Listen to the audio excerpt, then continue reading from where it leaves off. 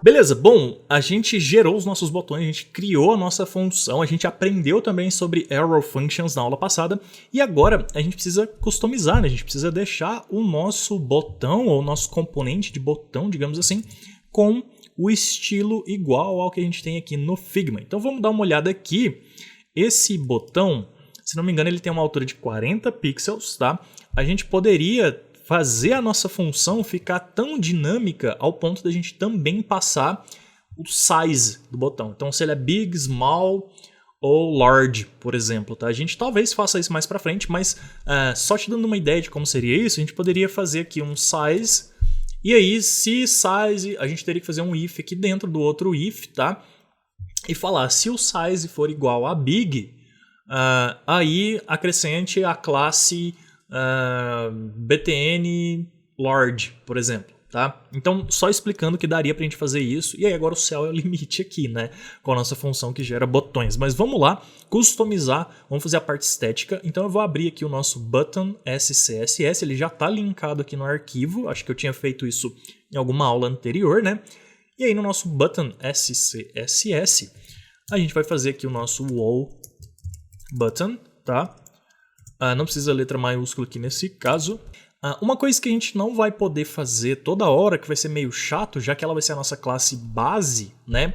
É ficar passando toda hora esse valor aqui, btn primary. Na verdade, a gente substituiria aqui btn primary por wall button. Mas se a gente sabe que todos vão ser wall button, a gente não precisa ficar passando aqui, tá?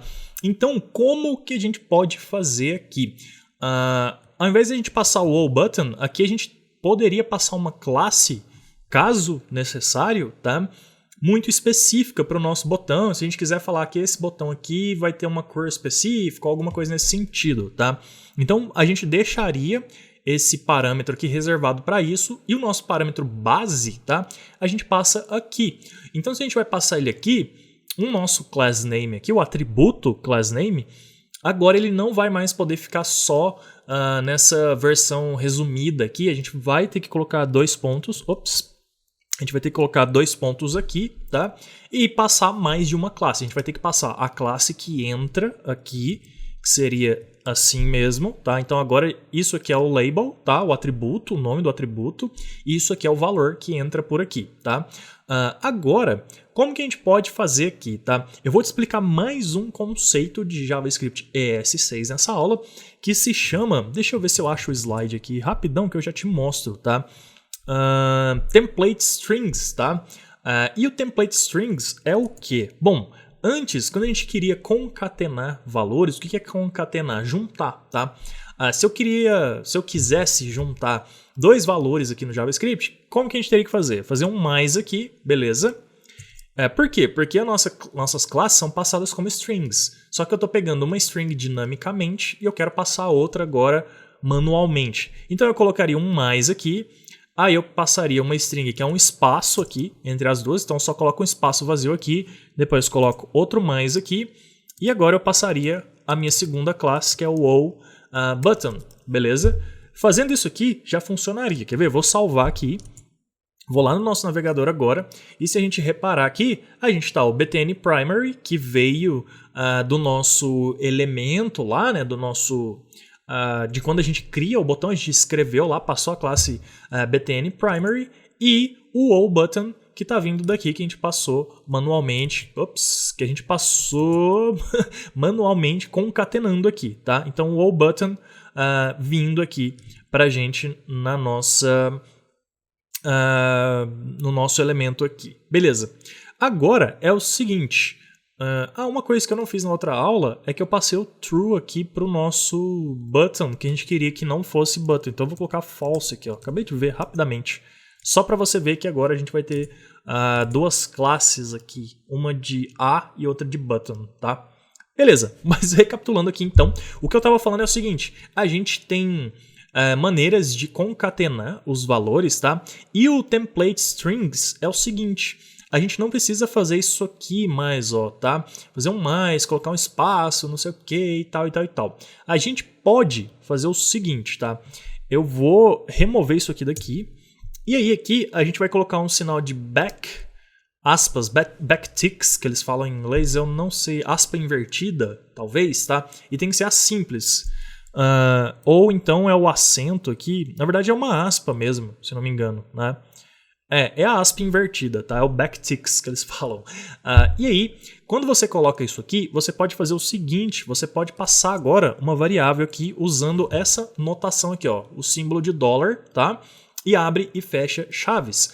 Você fazendo isso aqui, você pode passar uma variável ou qualquer outro valor dinâmico, como, por exemplo, o nosso parâmetro que entra aqui, né? O argumento class name. Então, eu poderia, por exemplo, passar class name aqui, tá?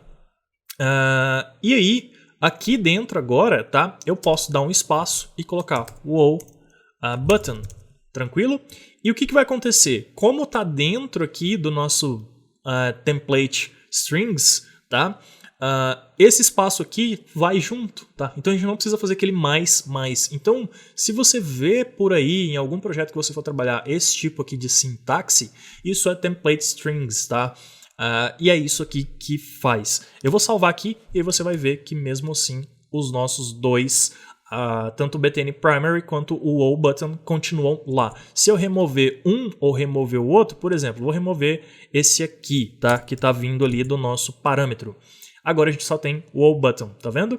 E se eu voltar ele, a gente tem agora os dois, btn primary e btn button, beleza? Então, mais uma coisa aí, mais um conceito de JavaScript ES6 para frente que você aprendeu, que é o template strings, tá?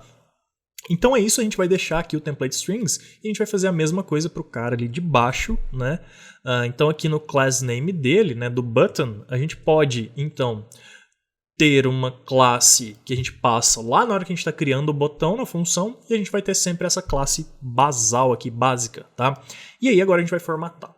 Então, para formatar, a gente vai colocar que o nosso botão ele vai ser um display inline block, para ele não ocupar a largura 100% e tudo mais, tá? Talvez a gente tenha que mudar isso aqui depois para table, porque table, na minha opinião, ainda funciona melhor para botões do que outros tipos de display, mas vamos de display inline block aqui por enquanto, tá? Ele vai ter uma altura, então, que a gente tinha visto lá de 40 pixels, beleza? Ele vai ter uma cor de background que é branco, tá? E se eu não me engano, deixa eu só ter certeza se ele vai ter uma cor de background ou não em todas as situações, tá? Aqui é branco, aqui aparentemente também é e aqui também é. Então sim, vamos colocar a cor de background nele. Background color de... A gente tem uma variável chamada white, só que para ela funcionar aqui dentro a gente tem que fazer o quê? A gente tem que importar o nosso themes, tá? Então eu vou fazer o import aqui, import, e aí aqui a gente tem que sair dessa pasta, sai da próxima, vai na pasta styles e pega o theme, beleza? E agora sim o white vai funcionar.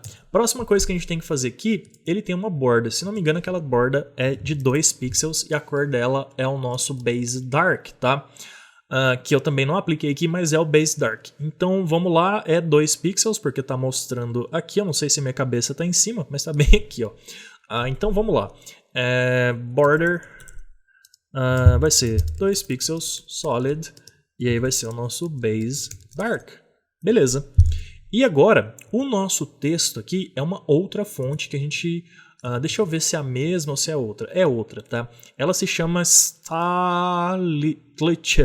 Ô, nominho difícil, tá? Eu vou copiar daqui do arquivo do Figma. Vou lá no nosso Google Fonts. Tá? E aqui no Google Fonts eu vou procurar a nossa fonte aqui no Search. Ele achou ela aqui. Eu já tinha pego essas fontes antes a partir do Google Fonts, justamente para ficar mais fácil para a gente usar aqui no projeto. Agora eu vou clicar aqui em Select This Font, né? E aí ele vai me abrir essa janelinha. Eu vou clicar aqui em Embed, tá? Só que aqui eu vou fazer diferente. Deixa eu dar um zoom aqui para você entender. Como a gente já embedou uma fonte lá no nosso projeto, eu vou copiar só isso aqui, ó. Stylit, blá blá blá blá, até esse E aqui, ó, que tem um display swap. Se já tiver um display swap lá no nosso código que a gente embedou da outra fonte, aí eu não vou nem colocar esse display swap, porque senão vai ficar duplicado, né? Então copiei, agora eu vou lá no nosso index, já tem o display swap aqui, ó. Então nem preciso. O que a gente tem que fazer? A gente tem que colocar mais um E comercial aqui e dar Ctrl V. Eu vou remover o display swap que ficou duplicado, ó. E aí vai ficar assim. A gente tem a font family Writels e Stalatitles, não sei falar essa palavra, e display swap ficou um E comercial duplicado, só um E comercial, basta. Eu só preciso ter certeza se é um E comercial para embedar a próxima fonte, mas se eu não me engano é isso mesmo, tá? Vamos testar. Se funcionar é porque é assim mesmo, tá? Então só recapitulando, é só colocar um E comercial e adicionar aqui, beleza? Tá. E aí eu vou copiar lá do Google Fonts aqui também o Font Family, beleza? E vou colocar lá no nosso button.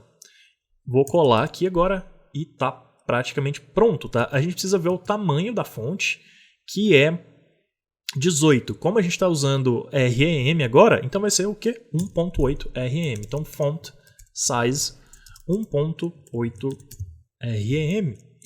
E aí a gente tem o color. Não, a gente precisa passar o color também, que também é o nosso base dark.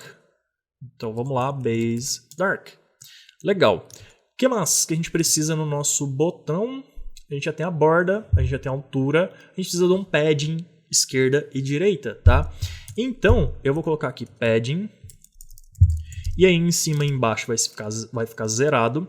E na esquerda e na direita eu vou colocar 32, que é múltiplo de 8, que a gente vai continuar respeitando o nosso 8 points grid, beleza? Por último aqui, o que a gente precisaria fazer? Deixa eu pensar aqui.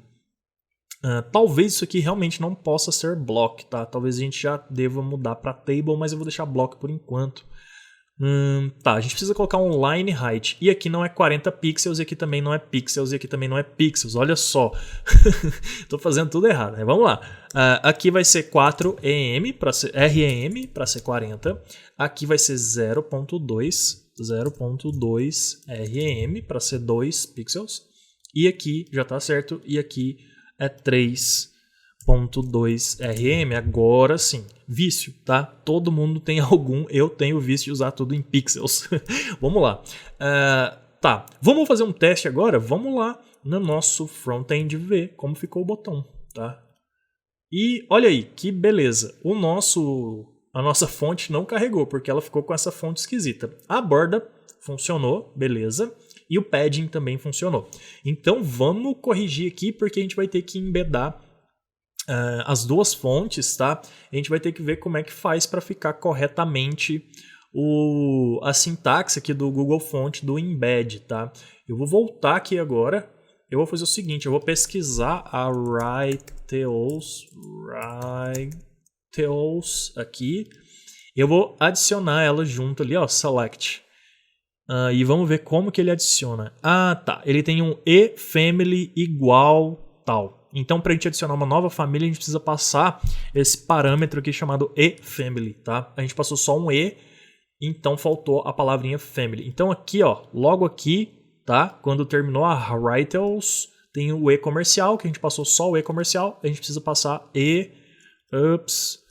family igual, e agora sim deve funcionar, tá? Vamos testar aqui. Atualizou. Agora sim, olha só.